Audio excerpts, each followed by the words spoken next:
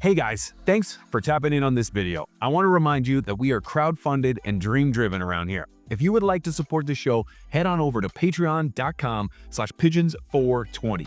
With your support, we can interview some of the biggest minds in our space right here. Thank you so much to our members. Thank you so much to our patrons for supporting the show. And thank you for watching today's conversation. Ladies and gentlemen, welcome back. I am very excited to announce that we are sitting down with Tad Hussey from KIS Organics. Tad, how are you?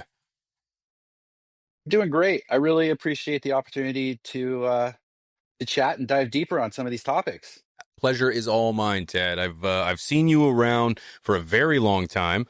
I've been following you. We had a conversation over on From the Stash. It was a wonderful conversation, and I happened to see a few comments of yours on Instagram,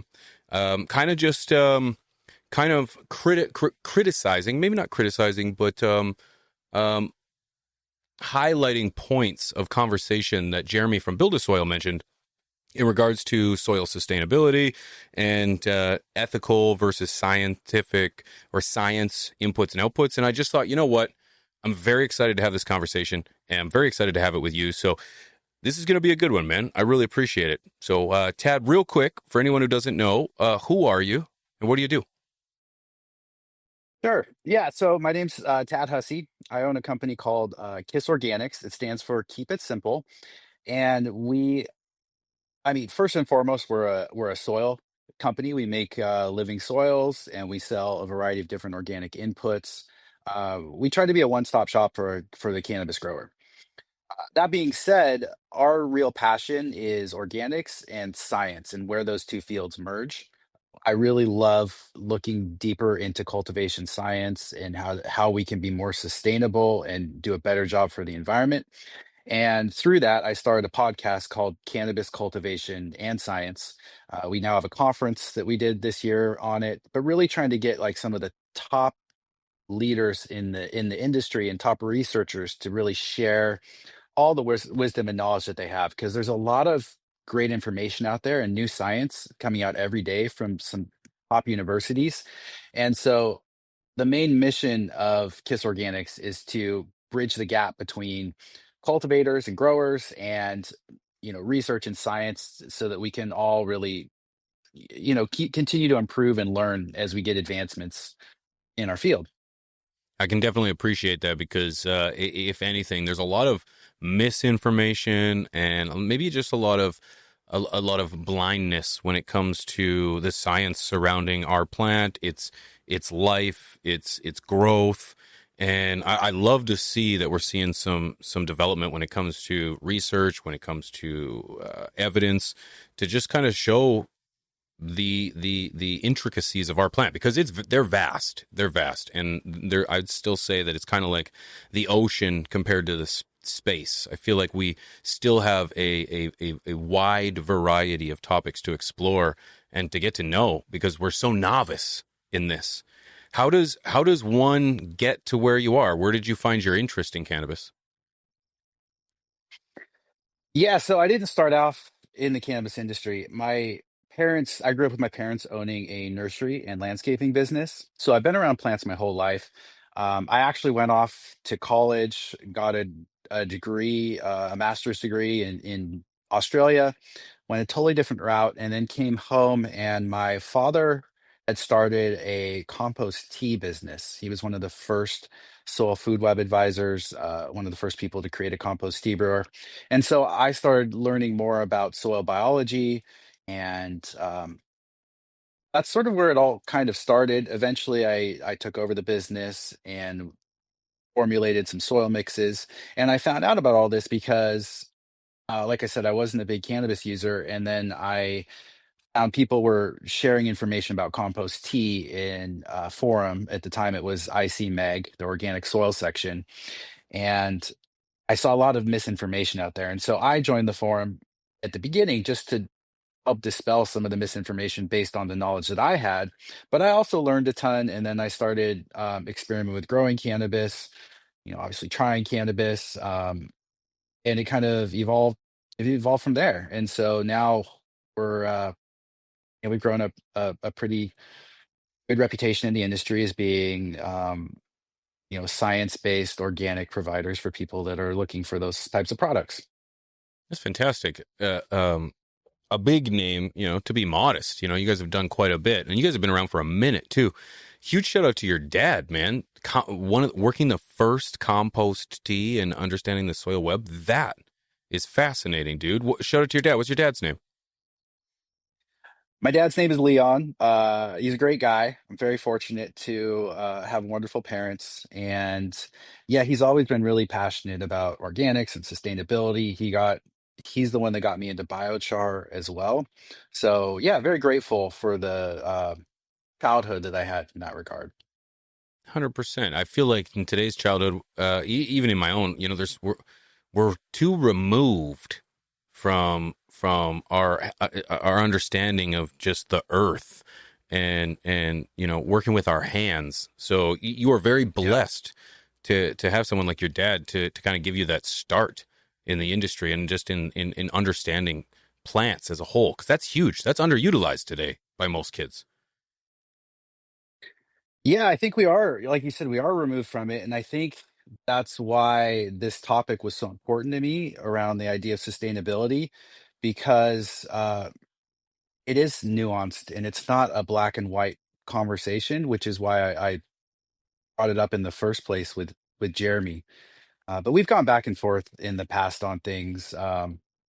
This one was a little more pointed, I think, because I got if I'm being blunt, I was a little ticked off by his comments about around my own personal usage, as if that I don't feel that should apply to the conversation.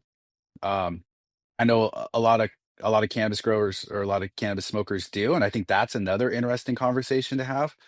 Um, but yeah, I guess I've heard him pushing this particular sustainability message for a number of years, and um, I don't know. Frankly, I think he's built an amazing platform. He's got a lot of great followers. It's based around education, so I saw the opportunity to have a conversation to further that educational goal. And so I really hoped we could have had a discussion, um, so I could share some of that information with him.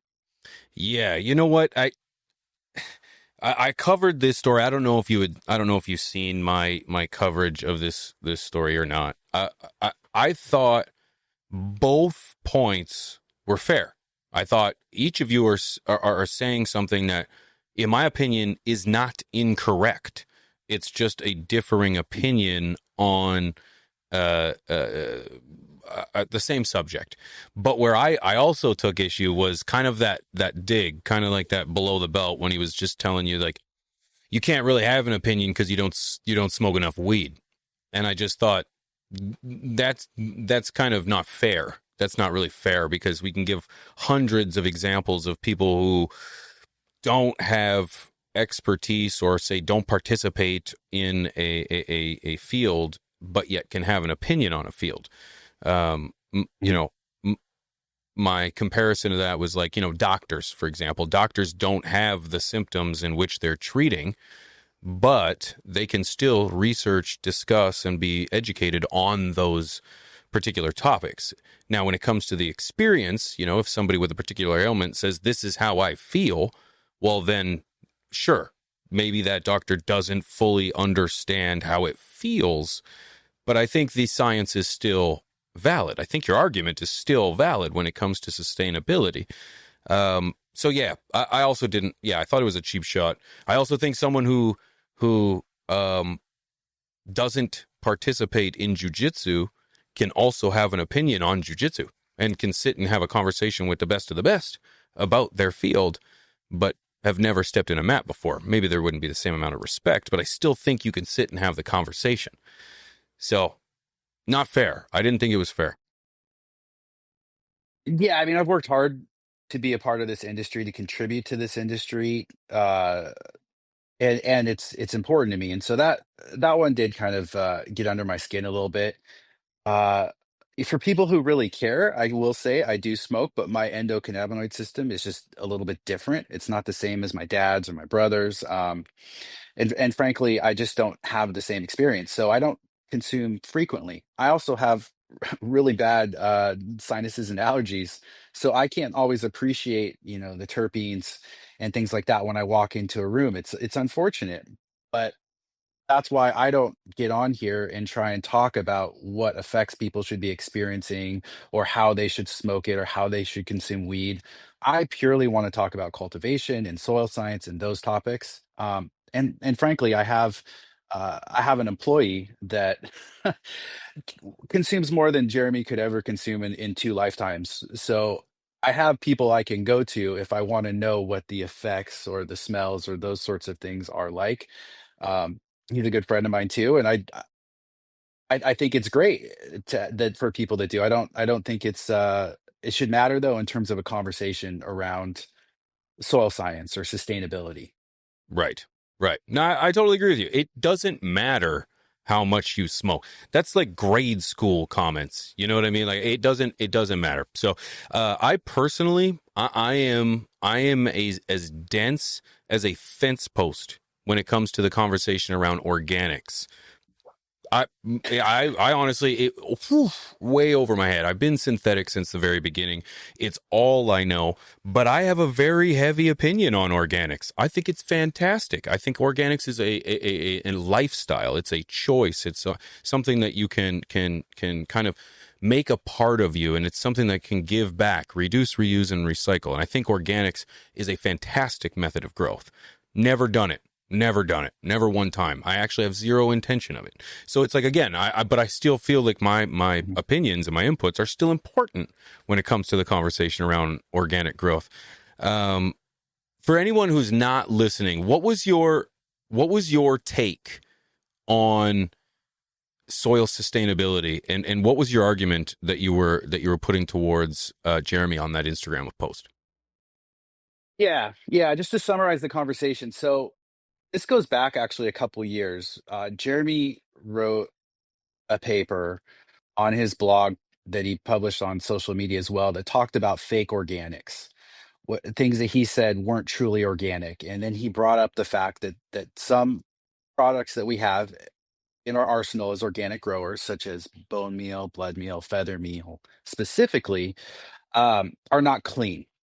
He said they're dirty products. They don't belong in organics, and BuildASoil doesn't use them. Therefore, that's one of the reasons that separates them and makes them, cleaner and better than other companies in the space. And I had issue with this, so I originally went on there and looked at it and read through it, and then clicked on the references that they had put. They had put, scientific literature supposedly supporting their argument. But when you click through to the resources, the literature wasn't connected to what they were saying.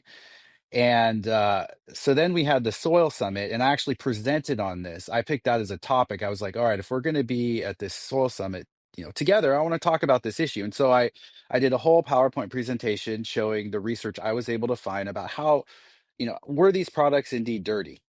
Because I was curious. If he was right, then I would have supported that. But when I started digging into it, I found that uh, blood meal, bone meal were actually way cleaner than I expected them to be. There's research out there, specifically. I reference a paper out of Germany that looked at 77 different um, organic fertilizers, and what they found was that the bone and blood meal that they tested was very clean. It didn't have any PFAS, like PCBs, those sorts of forever chemicals. It was very clean from that. It was very low in heavy metals. Um, Overall, it was very clean. So my frustration with that is that I know there's people out there that want to use organics. And if people want to use these products, I don't think we should be demonizing them. There's nothing inherently wrong with them. And as I mentioned in the comment thread, like, if you're really about sustainability and we want to look at this from a permaculture perspective, and permaculture is sort of the forefront of sustainability as a movement or an idea, the ethics around it would say that we should be using these products like blood and bone meal because they're waste streams. If we don't use them, they're going to end up in a landfill. So really the highest use case for these things is to use them as fertilizer. That's the best way we can honor the animal. That's the best way we can utilize those resources. So that was what started this whole conversation is I just commented about that on his page. And then he replied to me with a comment saying that, it was disingenuous of me to, be a part of the cannabis community because I don't smoke, which isn't exactly true. I do. I just don't publicize it a lot. I don't think it matters. So hold on. And it's not really That was your first. Okay, that was the first response to your comment. Even then, well, it was, yeah, it was that. And he also threw in that we don't mix our own soils. So we partner with a professional soil mixing company. I don't hide this. They mix our soils. We are literally on the same site as them. But we use their equipment because I haven't made millions of dollars like Jeremy to where I can afford to own my own soil mixing facility. And even then, I'm not a professional soil mixer. What I'm good at is the soil science and the formulation. I don't need to be the one mixing it together. I'm happy to outsource it. But he threw those two comments in, I think specifically to get under my skin. And I'm not going to pretend that it didn't work, but they weren't relevant to the discussion around sustainability or blood and bone meal. So yes, so then I was like, all right, well, um, F you, I'm going to keep going with this because, you built this platform. People follow you and respect you. Like you should be sharing accurate information, not marketing information. And that's the biggest thing I have an issue with. So I think that's yeah. fair. Okay, I think that's fair. I'm curious. I'm curious though. Like, what is? I suppose this is a question for him, and I will try to have a conversation with him. But if you're not using the waste, because if the waste is going to be wasted, what Mhm. is the alternative then? To just not use it at all Well, then? here's the argument. The argument is the the animal slaughterhouse industry, the meat industry is shitty. Yep. That's the argument, which everyone can agree on. I'm on board for that too. It's horrible, right? So we don't want to support it. So dirty to him means that you don't use any of those products in your grow. But there's multiple issues I have with this. One, he's not vegan. Like if you were vegan and said I don't want to use any animal byproducts, like I have full respect for that. That's a lifestyle choice. In this case, though, I feel like it's more of a marketing push than any sort of like ethical thing. Because here's the thing with all of these inputs. So you say you don't like animal byproducts. Well, what are you using then instead? Fish, ocean-based products, fish meal, fish bone meal. We are destroying the oceans with our fishing industry. Bycatch, which is where the nets catch all these other unintended marine creatures and organisms, is horrible. We're polluting the ocean through this, and the massive amount of fossil fuels required to power these ships in our ocean and the pollution that they create is really bad. In addition, ocean-based products are actually a lot dirtier in many cases, like bone meal, much cleaner and lower in heavy metals than fish bone meal. So to me, that's not a better alternative. So then what do we turn to next? Do we use mined products? Like, then we can talk about things like gypsum or soft rock phosphate. Well, mining the earth is not sustainable or great either. There's a lot of issues with that. And those products are a lot less clean than even what we're getting out of the ocean. So, and there's exceptions to this. I'm making broad generalizations. But anything that we're using at a commercial scale or that we're buying in the store has sustainability issues. And so Jeremy says, I'm going to use plant-based inputs, seed meals, things like, I don't know, alfalfa meal, soy meal. Well, what do you think those are grown with? They're grown with animal manures. They're grown with blood meal, with bone meal, with feather meal.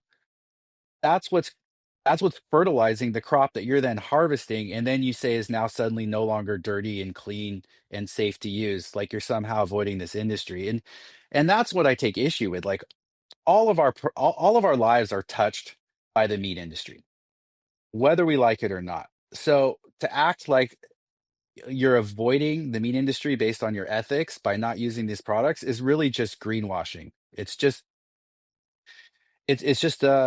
Yeah, like I said, it's just a marketing message. And so for me, if there's people that can't afford Jeremy's products because they're expensive, if there's people that want to be able to grow healthy, clean plants and use blood meal or bone meal, I want them to make sure that they have the right information to use those. Because I don't use them in my soils, but I don't see any issue with people that want to incorporate those things into their grows or into their farms.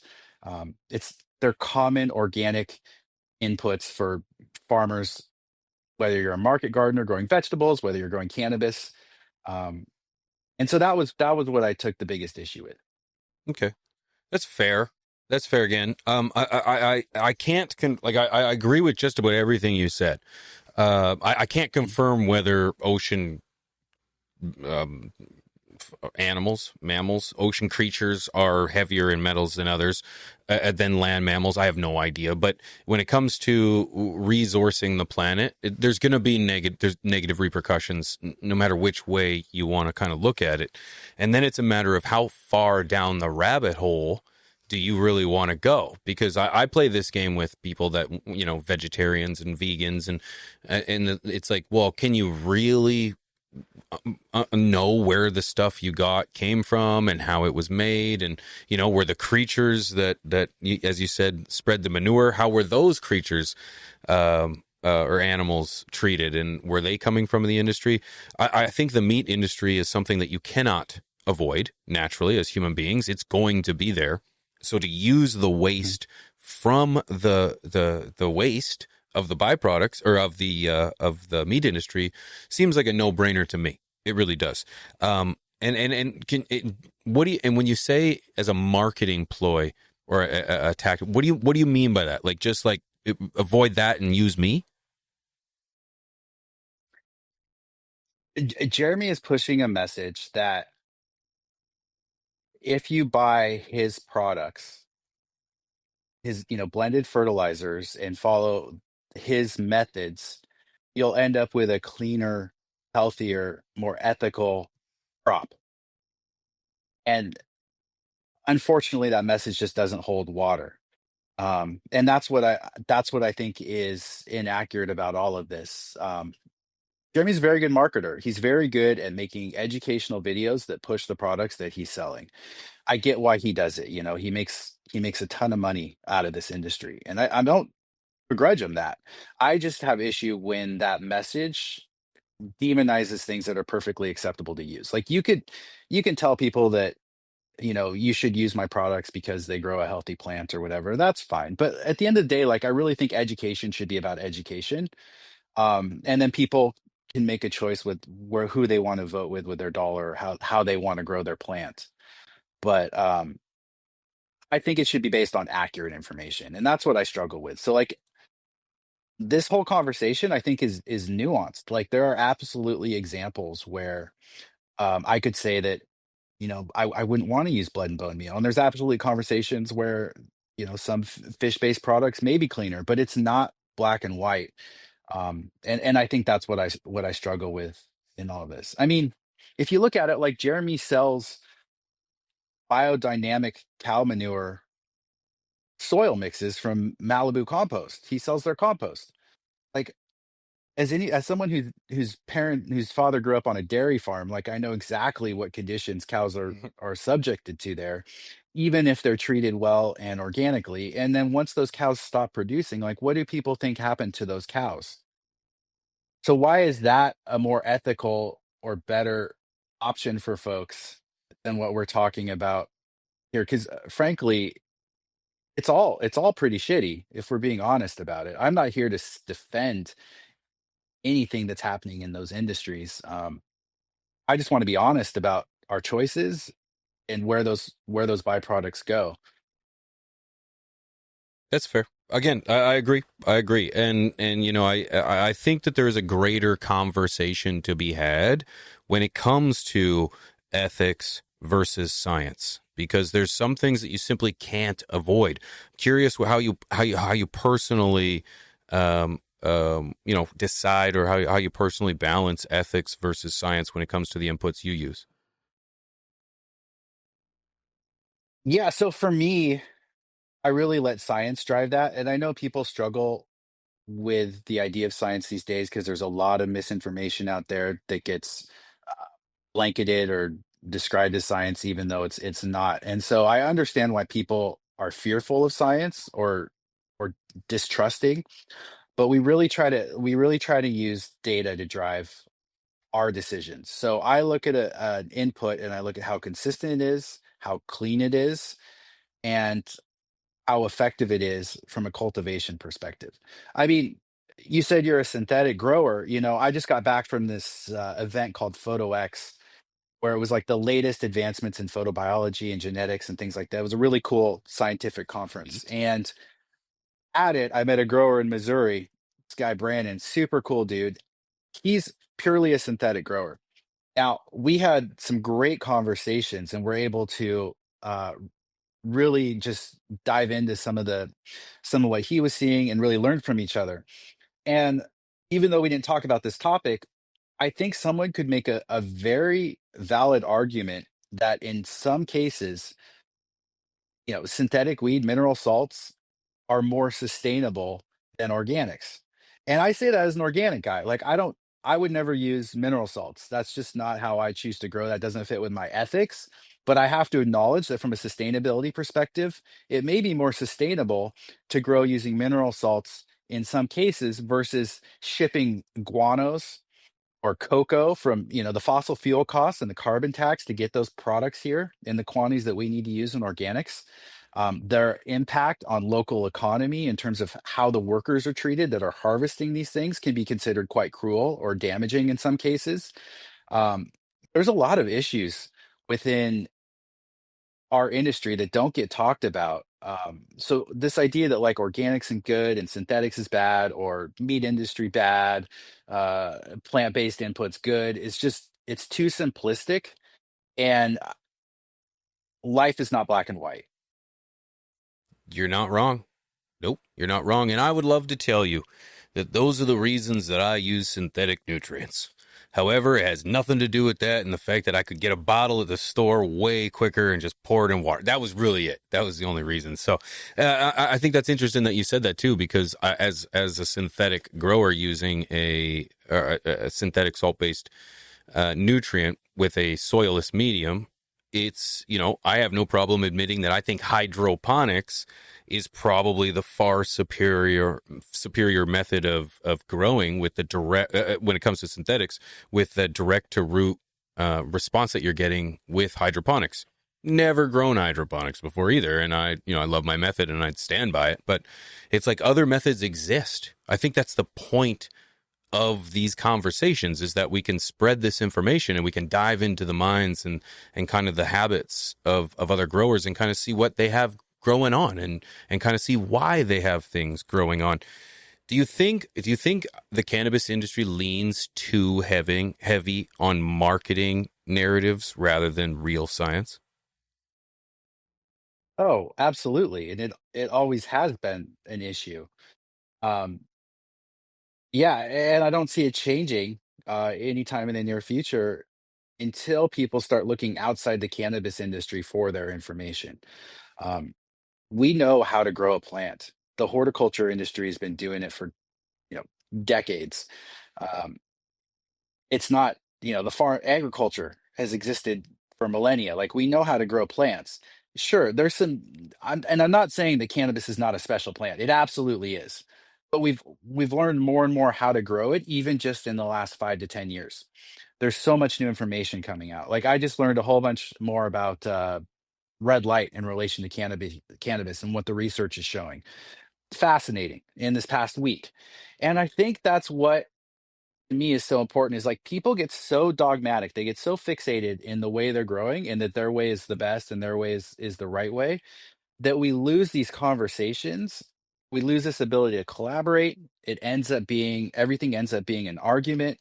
And I hope I don't end up too much like I really work hard, and I hope others do too, to be open-minded to learning, because the Tad I am now and what I understand about cultivation is so much more than I was even 5 or 10 years ago. And that to me is this sort of like taking an approach that is curious and science based allows me to keep learning because new information comes out. I can change my mind and improve what I'm already doing, and I that's something that's always been a really important value of mine. Good for you.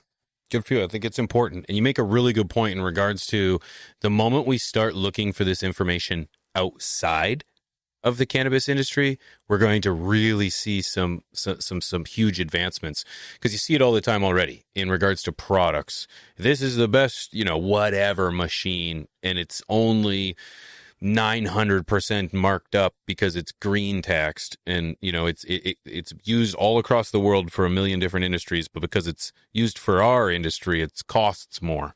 And yeah, it's frustrating. It's frustrating. So you make a really good point that when you start looking outside the industry, I think we're going to get a lot of answers.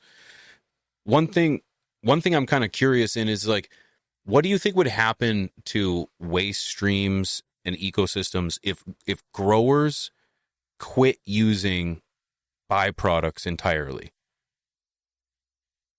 Animal byproducts. Honestly, probably nothing. I mean, we're such a small drop in the water compared to what the industry uses. I mean, agriculture uses them all the time. Um, the horticulture industry will use them too. They're sold to home gardeners, bundled in products from Down to Earth and other companies all the time. So it's not going anywhere. I don't think it's even going to have an impact. For me, it was more like, okay, I know there's growers, home growers specifically, that follow Jeremy and listen to what he has to say. And I just wanted to make sure that they didn't feel like they couldn't use those products because maybe they have something just down the road from them, or maybe they even hunt or something and we're able to like upcycle stuff from their own kills. Like the idea that these things are somehow harmful or dirty or bad for a cannabis plant just didn't align. And so I wanted to make sure that there was accurate information being put out. And so my hope was originally that like Jeremy and I could hop on, have a conversation, because to me, like, I think the only way we can improve and learn, I've gotten a lot farther in this industry from collaborating with people than with arguing with them. Believe it or not, I know it may not seem that way in this case, but I really do believe that. And I think there's other aspects of the BuildASoil method that are flawed. Not in the sense that they can't work, but I think they're suboptimal. And I want to have a discussion about it. And that's my thing. Like if you have an issue with the information I'm putting out, let's talk about it. Mm. Like I love that because I'm gonna learn. And if I can learn and improve, then I think that's great. So I'm always willing to have a discussion around cultivation. If I don't know something, I will happily say that. But yeah, that was what I was hoping would be, because I want to talk about, some of the things that he pushes, like chop and drop and cover cropping indoors and no till and these sorts of things that I think are dangerous from an IPM perspective, and a heavy metal perspective. And so that's why I think a conversation would be good. Dude, and I would love to hear that kind of conversation. These are conversations that need to happen, because now more than ever, organics sourcing materials is in higher demand amongst home growers than it's ever been. I would argue, and I see it amongst my own community. When I've been Yeah. on the internet blogging my experiences since 2014, and I've seen the evolution of not necessarily the organic process, but how home growers are implementing that process. And it's been beautiful to watch, and people coming up with new ideas and new formulas, and just seeing how it's advanced in the last 5 to 10 years has been incredible. So conversations like this are important. And again, it's frustrating when it's like, I read the comments. It was his comments, right? And he says the discussion stops here. And I just thought, Yeah. that's not really how this works. I would like to get this out. I'd like to have these kind of conversations, because they're not being had enough, in my opinion. Yeah, I sent him some DMs about it too, and he chose not to reply. Organics Alive actually jumped in and kind of trashed on me a little bit too, because a week later they announced a North American exclusive distributor relationship. Like, I get it, it's business. Like, I understand why he doesn't want to have the conversation. I'm just disappointed a little bit in it. But Yeah. I don't begrudge him it. I didn't appreciate the personal comments or attacks, but beyond that, like, I think having a discussion is simply that. It's just a discussion. People can listen and maybe learn. Because, like I said, he has a great platform that he's built. He reaches a lot of growers. And the sad thing about all this is people look at organics and they think, okay, it's just this tiny little niche part of the industry. When I went to this event last week, I sat next to the largest indoor facility in the world out of Canada. They're 117 grow rooms. I think they're producing over 500 pounds a day out of that facility, and they're all mineral salts. And there wasn't a single organic grower in the room, or anyone that was into organics but me. And I think that's a problem. And I think the reason that's a problem is because organics has a reputation of being, less clean. So you're going to have trouble passing heavy metals, which I don't believe to be the case. Um, Organics is inconsistent, which I think is a very valid argument. It's very hard to scale on the scale that a lot of these growers are at, and I think that's a really interesting conversation. But there's also this perception that, like, organics is just a bunch of dreadlocked hippies sitting around throwing whatever crap they have in a bucket onto their plants and going voila. And Shout out to Potent that's Ponics. not that guy. That guy's another story. He's probably a separate conversation. Right. He just came Not a to fan of mind me. immediately. He just came to mind immediately. I always I see him know. throwing No, fish in buckets. that's an accurate description of sort of what I'm saying in terms of that. But, like, the idea that we can't apply science to organics, I think is a misconception that I want to debunk. And I think we'll get further in the organic space by having these conversations, by educating people. Um, and at the end of the day, like, that's what I really want to promote is organic production and sustainability. And like I said, I think it's a nuanced discussion, but I think it's an important one. And so, yeah, that's sort of my 2 cents on it. That's fair. I like that. I like that. The biggest reason I haven't gotten into organics, and this has changed significantly over the last few years, is just the simplicity of salts. It's just that simple. Yeah. You just take it out, syringe it, stick it into a bucket, and you shake it, and you're done. You mix a couple more here and there, but now you're starting to have, blends. You're starting to have easy methods where you top dress maybe once, twice, a cycle, well, realistically twice at least. And I think that's very exciting. I think that there's a huge opportunity there. And I think that's happening because more people are having a conversation around organics. What do you think for home growers? How would a home grower evaluate whether their inputs are clean or dirty? Well, I want to back up one Please, second please. because I do think that organics, if we're comparing two flowers, one was grown organically in living soil that was aged, and the cultivator was really good at what they were doing. The minerals were balanced, it was properly watered, all of that. And you put that up against, synthetic synthetically grown cannabis. I would argue that that living soil weed is going to be a little bit better. It's going to have, you know, slightly better terpene expression, secondary metabolite production because of the microbial activity in the soil. So I think there's actually a scientific basis for saying that living soil grown weed is potentially better than mineral salt grown wheat. I mean, a lot of people say that all the Athena weed tastes the same or something. And I know I'm not trashing on Athena. I'm just picking the largest fertilizer company out there on the mineral salt side. Um, so I think there are arguments for why someone might want to grow using living soils. Um, as far as your question though about cleanliness, I think it depends how you define clean. So if you define clean as not being something that came from an industry that was not ethical, like slaughterhouses, fishing industry, even mining to a certain extent, I think that's a really difficult argument to make, because anything you source that's commercially produced probably honestly has its hands somewhere in there where there's a negative impact there. I mean, even just the fossil fuel cost to get that product to your store or get that product to your house could be argued as not great. So Or how about labor of, labor of whatever ethnicity or country that they're in? Child labor, no sure. labor laws. Where do you end? Sorry, go ahead. Yeah, no, that's valid. Like a lot initially, and I don't know if this is still the case, but years ago when the cocoa industry was first starting, um, there was a lot of issues with respiratory issues for workers in the local community because of the way they were harvesting the cocoa and moving it around and treating it.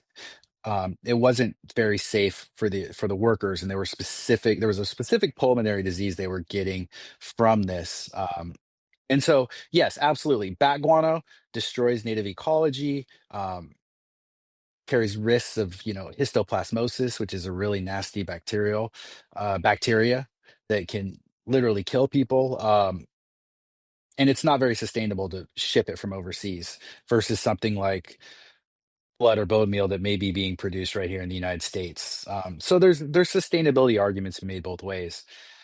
When I talk about clean, it's probably less from an ethical perspective. Like, I'm aware that some of these things are going to have slightly better ethics than others, but to me, it's all pretty close. I want to look at it like from what I can measure, which is heavy metals, microplastics, PFAS, nutrient content. If I'm able to use less of something because it has higher macro and micronutrients, then that's relatively better. It's funny because from a cleanliness perspective, compost on the organic side is probably your dirtiest, most contaminated input. And a lot of people don't realize that or think about that. And these inputs are not homogeneous, especially compost or even soil. So we get a soil test or a compost test. They're using less than a teaspoon in some cases to evaluate a quite large volume of an input. So it's a nuanced conversation. I know I keep coming back to that. It's not black and white. Um, but I think if people are really interested, they can dive in and into their sources and see how sustainable they are. Um, so yeah, and I think that's important. But this idea that like plant-based inputs are cleaner or more sustainable, some of the plant-based inputs had higher levels of arsenic, had higher levels of sodium, things that we absolutely don't want in our fertilizer. So it just depends. And again, they're all being fertilized with the same products that we're saying here are dirty. So So then back you to and square. we need to come up with like, maybe what about an asteroid snatching device that just takes like out of the universe, and then, dude, we're not affecting anything. In fact, we're probably saving lives. That's a plan, dude. I I'm like thinking. where your brain's going with this. Honestly, like if we really want to be like sustainable, people should be sourcing things as locally as possible.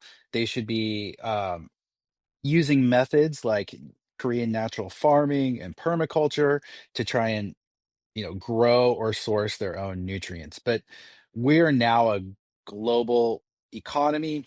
We it's very, very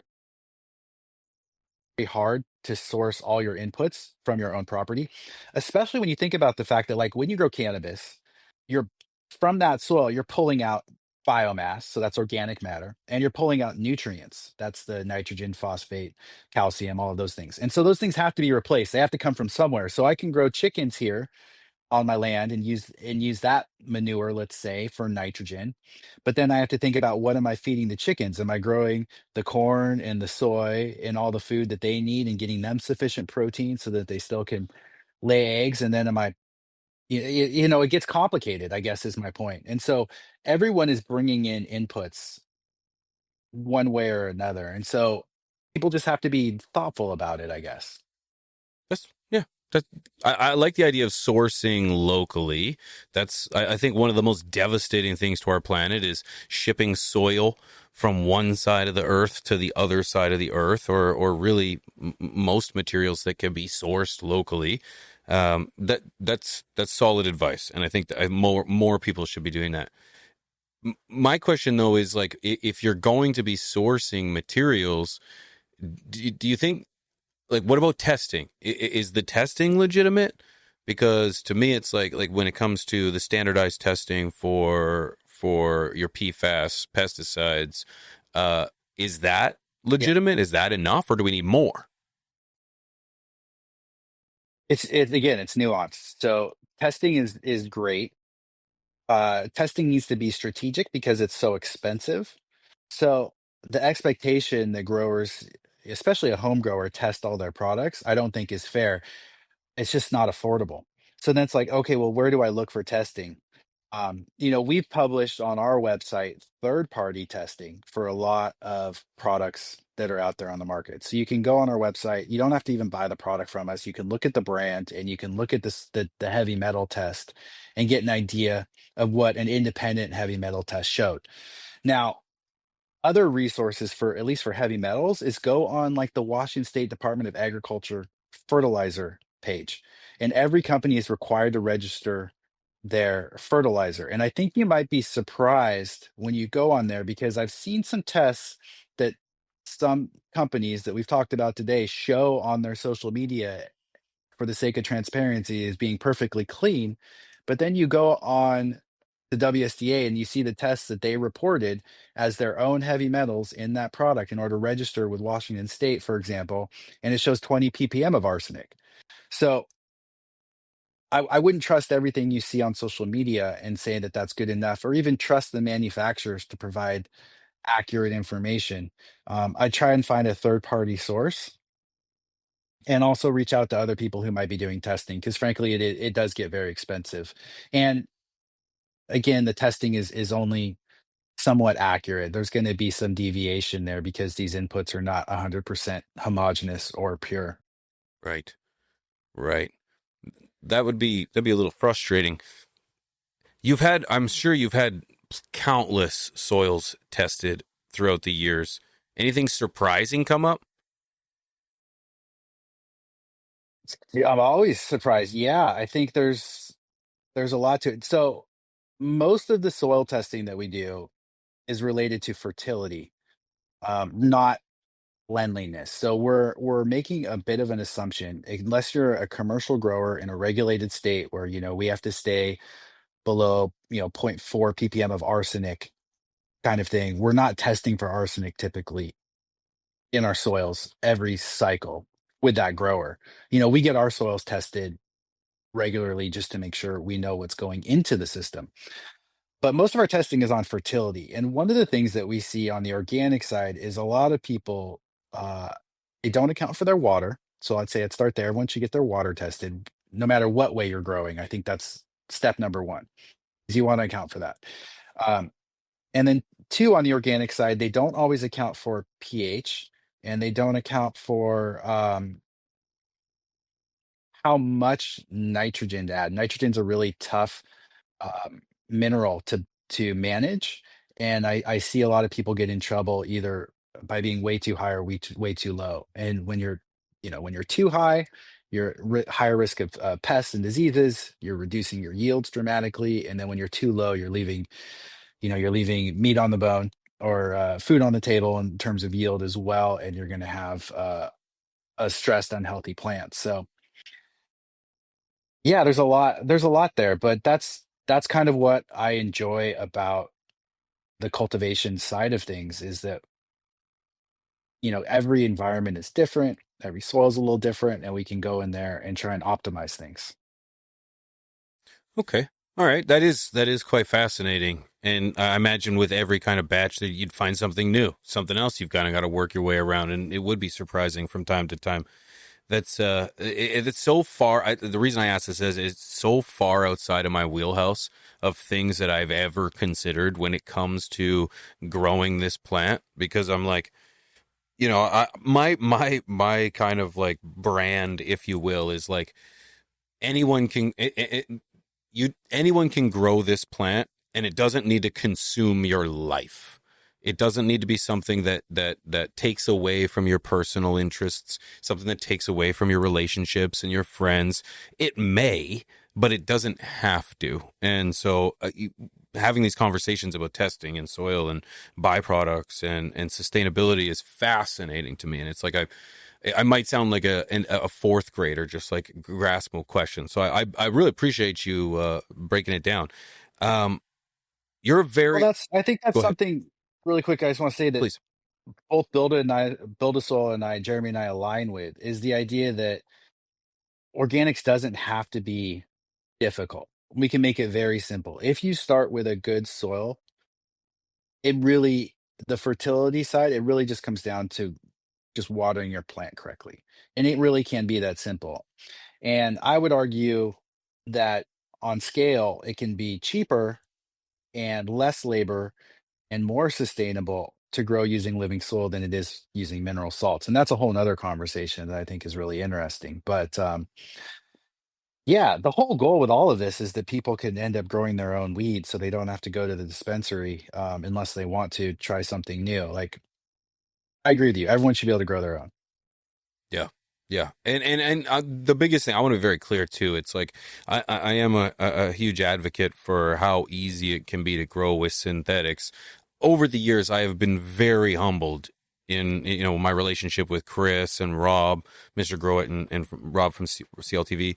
They're both have Yeah. grown organic, and they are steadfast that it is far simpler to grow with organic than it is to with synthetic. And anything can be as complicated as you make it. Right? You can just dive down rabbit hole after rabbit hole, whether it's on the salt based side or whether it's on the organic side. But yeah, I want to be clear that yeah, I do believe that organics has become much easier, especially with amendments and stuff too. I like diving into those little nuanced nitty-gritty details and the testing and all that, but I have zero expectation of a home grower wanting or needing to do that. Like if people do, like I said, we have the podcast, we have other sources for people that want to do deep dives.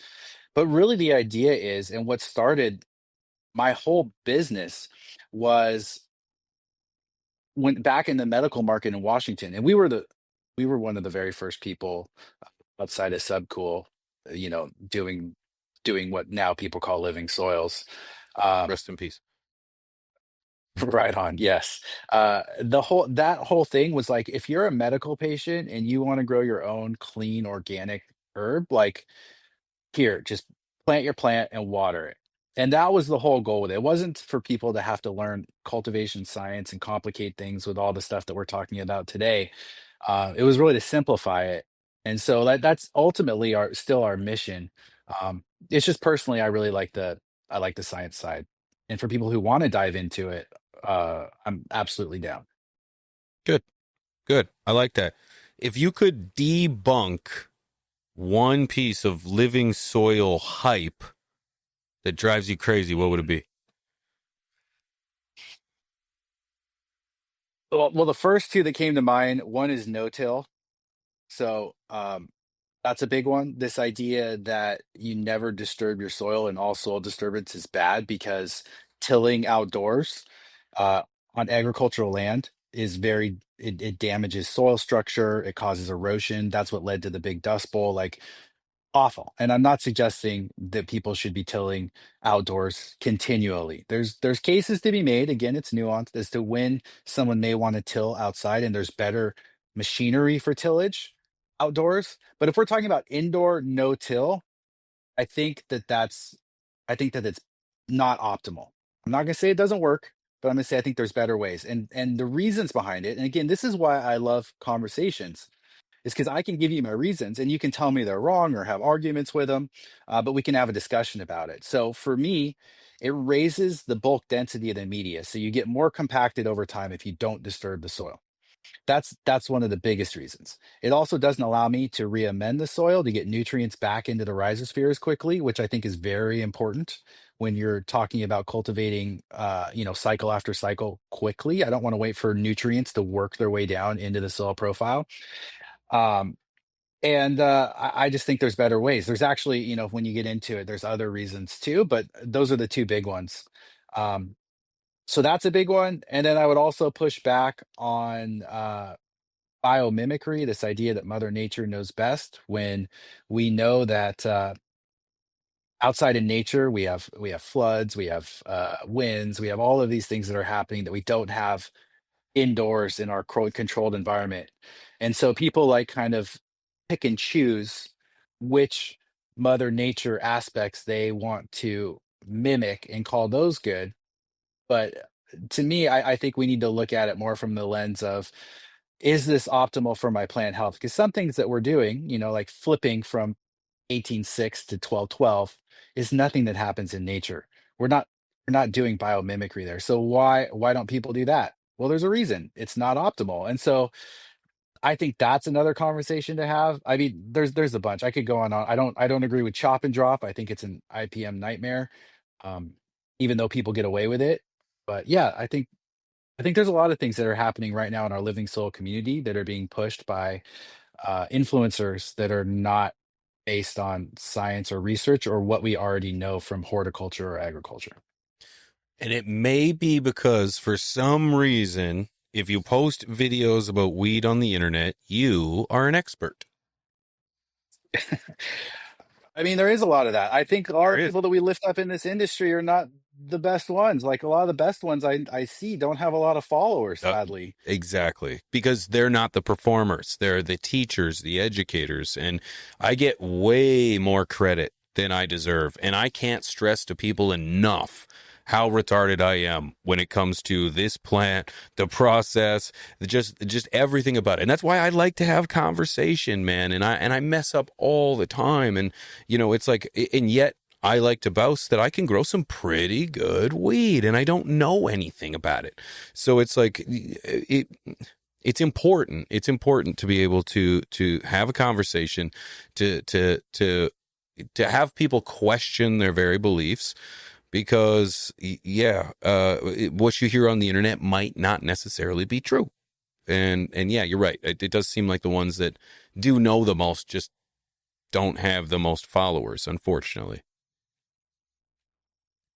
It's one of the things I like about your platform, about Mr. Grow It, is you get a ton of different guests on that talk about a variety of topics. You guys seem pretty open-minded to hear it all, and then hopefully people can draw their own conclusions, do their own research, and we can all keep learning. I think that's the most important thing. And that's why I was the most frustrated when I saw Jeremy or read Jeremy say the discussion stops here and then the attacks happen, because this platform, my channel, is exactly the opposite of that. It is a spot where we can come and disagree. We can have a conversation. We can enjoy each other's company. And at the end of the day, we can agree that we love this plant. We're here for the community. What else matters, man? I love this plant. And if you're interested about something that I'm interested in, we immediately have a common ground. And it's like, if we disagree along the way, then damn, we've got a great walk through the park, because it's going to be exciting. And so, yeah, I encourage conversation. I want my audience to know that there is a myriad of doors to choose from. And then once you open a door, there's a myriad of other doors to choose from too, because you said it, it's nuanced. It's an adventure. It's unlike anything else. What other plant or what other thing was so prohibited and so, demonized so heavily, while a community and a culture championed the contrary? It's just like, there's just so much commonality there, and I feel like we owe it to our culture, we owe it to our brothers and sisters before us, to just open the book. Let's not shut it for anything. Yeah, I mean, I agree. I hope that even if Jeremy won't have a conversation with me, and the offer still stands, and he's heard most of my arguments here today, so he can come up with, you know, ways to refute them. But maybe he'll have a conversation with you or someone else. But I think having the conversation is important. It's not about disagreement or argument. It's about discussion. So I hope that happens. And on the culture side, like I know people. Yes, I own a business. Yes, I sell products. I try to be a part of the culture, even though I'm not a heavy smoker.